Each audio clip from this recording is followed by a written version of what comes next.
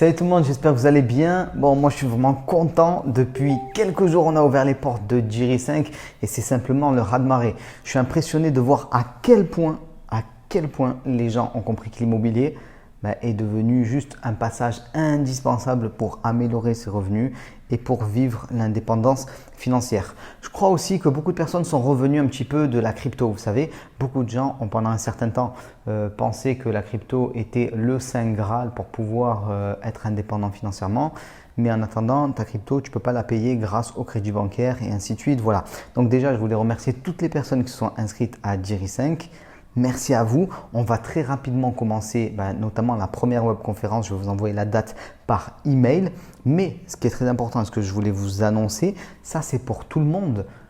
Dimanche à 20h30, on va faire une webconférence et vous allez découvrir comment faire de l'immobilier de manière professionnelle. Voilà, je vais aborder énormément de sujets.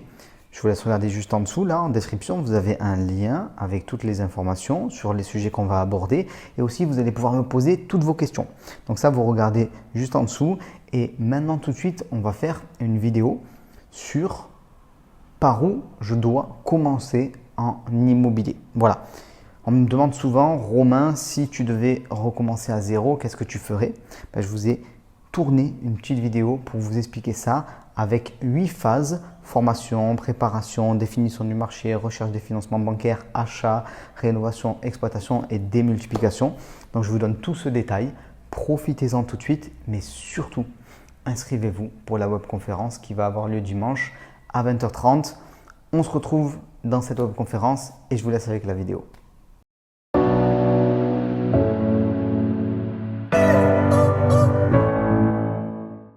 Allez, c'est parti, on va traiter une question qui revient souvent et qui est tout à fait légitime, qui est par où dois-je commencer? Et on m'a aussi posé la question qui est, Romain, que ferais-tu si demain tu devais tout recommencer comme un débutant mais en ayant ton savoir?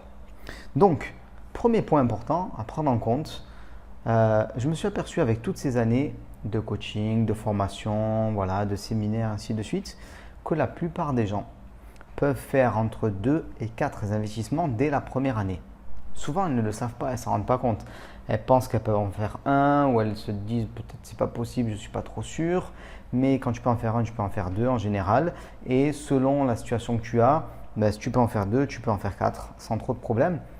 Mais bien sûr, il faut savoir quoi faire, il faut être conscient de ça, il faut être accompagné, ainsi de suite. Donc ça, je le sais aujourd'hui. Mais je ne le savais pas au départ, puisque vous devez savoir qu'au départ, j'ai commencé avec un garage. Et avant d'acheter un deuxième garage, en l'occurrence, j'avais acheté 2 garages, j'ai attendu une année. Parce qu'il n'y a personne qui est venu me voir et qui m'explique que je pouvais aller beaucoup plus loin. Donc j'ai acheté un bien immobilier et j'ai attendu de voir si ça fonctionnait correctement, s'il y a des loyers, ainsi de suite. Sauf que si vous êtes accompagné par une personne qui lui peut vous expliquer de manière rationnelle pourquoi ça va fonctionner, vous avez fait un bon business plan immobilier, vous savez que vous allez pouvoir enchaîner. Donc déjà, la première chose à comprendre, c'est qu'en fait, vous pouvez en faire beaucoup plus que ce que vous pensez dès le début, c'est sûr. Mais il ne faut pas le faire en étant seul, ça, il faut être accompagné. Je déconseille aux gens de faire les têtes brûlées tout seul, sauf si vous avez des situations financières très avantageuses qui vous le permettent à la rigueur. Mais bon, faites attention. Donc, premier point à retenir, c'est ça. 2 et 4, voilà. Donc, on part du principe que vous allez pouvoir au moins avoir 2 biens immobiliers et même peut-être 4. Donc du coup, moi je vous conseillerais de choisir des voies un petit peu variées pour éviter le risque et aussi pour profiter de différentes choses, vous verrez. Donc moi, si je devais recommencer demain, je ferais une location meublée de longue durée, une location de courte durée, du stationnement, une love room et de l'achat-revente. Je taperai tous ces tableaux en même temps. Ça fait 5, je l'ai dit. Mais bon, avec toutes les connaissances que j'ai aujourd'hui, c'est-à-dire je sais comment on emprunte en banque, je sais comment on emprunte beaucoup en banque, même éventuellement, ça s'applique à mon cas personnel, je ne vous l'applique pas à vous, mais je sais même comment faire en sorte que plusieurs banques vous financent en même temps s'il le faut. J'irai dans ces différentes voies.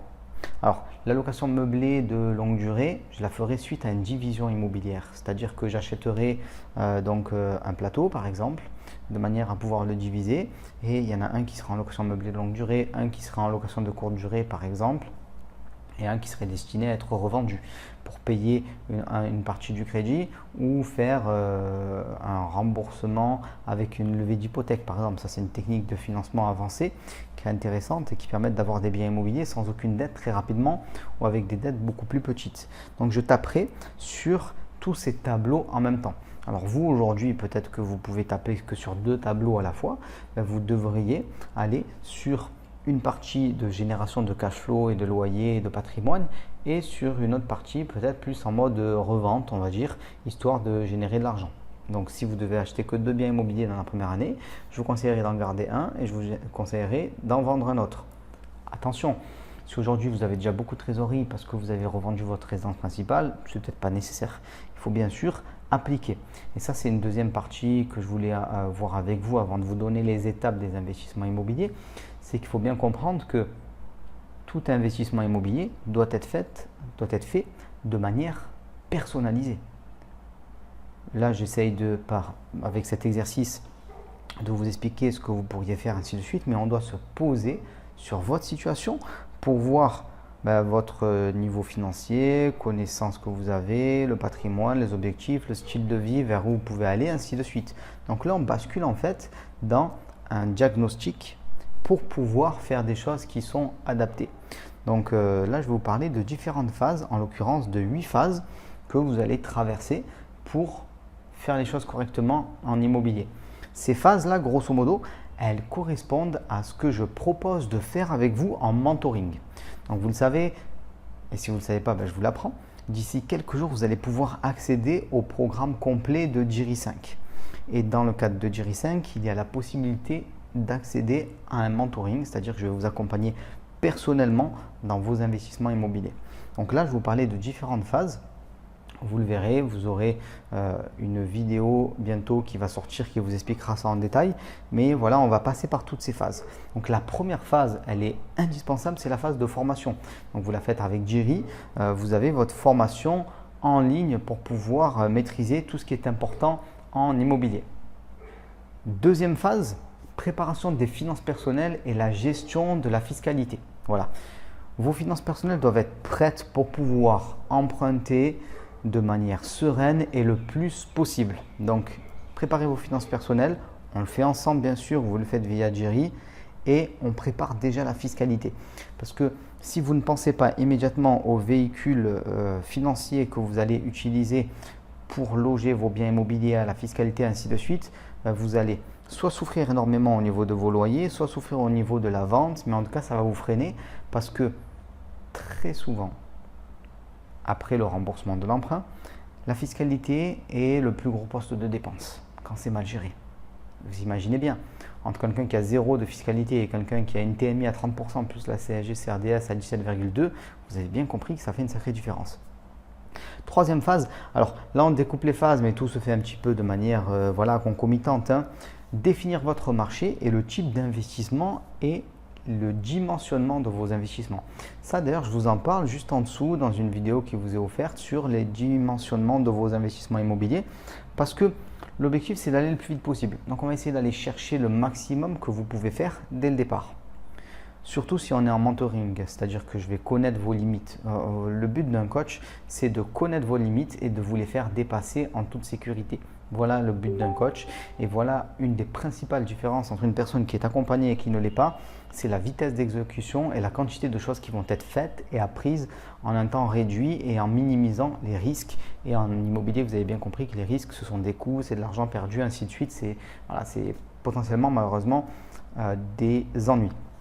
Donc définir le marché, le type d'investissement, voilà, on va très loin dans cette définition-là. Si vous ne pouvez pas me dire aujourd'hui précisément quel type de bien immobilier vous voulez acheter, dans quel endroit, à quel prix, avec quelle surface, pour en faire quoi, quel type de fiscalité, ainsi de suite, c'est que vous n'avez pas encore défini votre marché et le type de bien immobilier, ainsi de suite. Voilà, donc ça vous l'avez compris, on va très loin dans le détail et vous devez faire ça si vous devez recommencer demain ou si vous vous lancez demain en immobilier.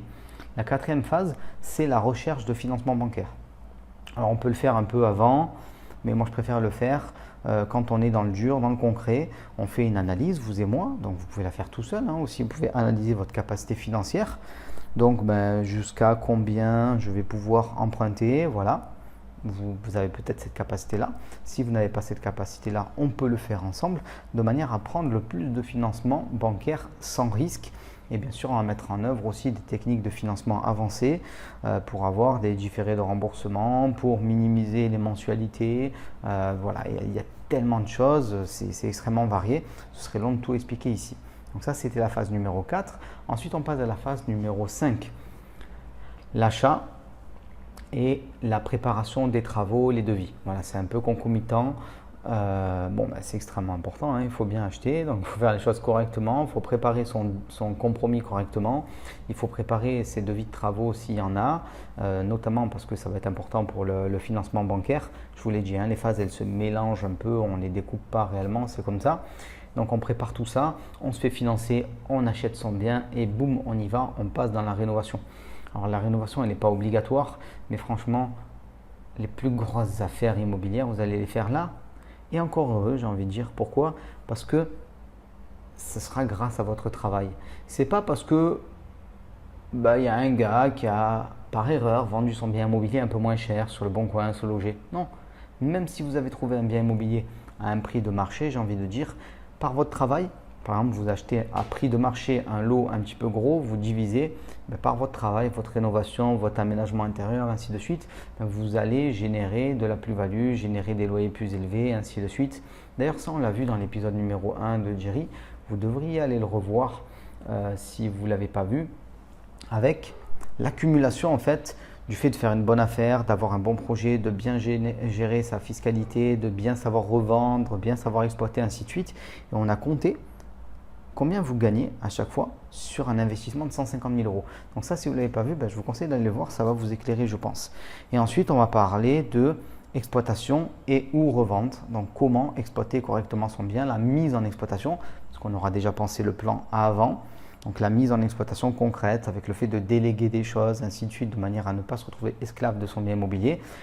Et la revente, si on est dans le cadre d'achat-revente, voilà. Et puis la phase de démultiplication. Le fait d'aller toujours plus loin, mais vous savez, vous n'arriverez jamais à la phase de démultiplication si vous n'avez pas fait vos premiers investissements correctement, parce que vous allez être bloqué. Donc je passerai par toutes ces phases si demain je devais recommencer, parce que, je l'ai déjà expliqué, on a un cycle de l'investisseur immobilier. Voilà, d'ailleurs ce cycle de l'investisseur immobilier, on le voit dans Jerry 5 en détail, et il y a une phase d'évaluation, de préparation, une phase d'achat, de rénovation, une phase d'exploitation et une phase de revente. Et c'est un véritable cycle immuable que vous devez apprendre. Et une fois que vous l'avez, une fois que vous le connaissez, vous pouvez l'utiliser toute votre vie. Donc, je passerai par là et j'appliquerai en fonction aussi d'autres critères. J'en reparlerai dans une autre question qui m'a été posée, liée à mes objectifs, mon style de vie, comment j'ai envie d'être, ainsi de suite. Parce que tout cela, on le fait pour notre liberté. On fait de l'immobilier au service de notre liberté, au service de notre famille, au service, voilà. Le but, ce n'est pas d'être asservi par nos biens immobiliers. D'ailleurs, j'en ai parlé d'ailleurs dans une autre question de cette notion-là. Les gens qui gèrent eux-mêmes leurs biens immobiliers, on parlait de gérer à distance. Et je vous explique que même si vous êtes à 2 km de votre bien immobilier, vous devez quand même le gérer à distance, c'est-à-dire que vous devez faire en sorte de ne pas y aller vous-même pour pouvoir vous libérer du temps pour faire d'autres choses. Donc si vous n'avez pas vu cette question, allez la voir, elle est aussi importante.